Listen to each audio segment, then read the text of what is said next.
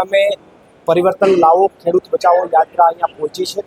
અહીંયા આમ તો ખાટલા બેઠક હતી, પરંતુ ખાટલા બેઠકમાં પણ વિશાળ સંખ્યામાં ખેડૂતો ઉપસ્થિત રહ્યા અને ખેડૂતો વચ્ચે ચર્ચાઓ થઈ છે। માનનીય ઈશુદાનભાઈ ગઢવી, માનનીય પિયુષભાઈ પરમાર પણ મારી સાથે આ યાત્રામાં અત્યારે અહીંયા અજાબ ઉપસ્થિત છે। આ યાત્રા ગઈકાલે સોમનાથ મંદિરથી શરૂ થઈ છે અને આ યાત્રા શરૂ થવા પાછળનું કારણ એ છે કે ગુજરાતના ખેડૂતોના અનેક પ્રશ્નો છે। સાથે સાથે ઇન્ડિયા યુએસ ટ્રેડ ડીલને લઈને ગુજરાતના ખેડૂતો પાયમાલ થાય એવી સ્થિતિ છે અને આ સરકારને કાંઈ પણ કહીએ તો એ સાંભળતી નથી, જેલમાં નાખે છે।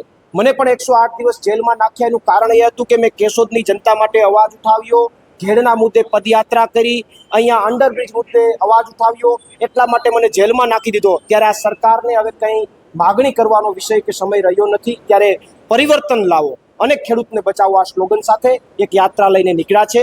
અહીંયા અજાબથી આ યાત્રા આગળ વધશે બીજા ગામડાઓમાં અને 8 તારીખે ગાંધીનગર પહોંચશે।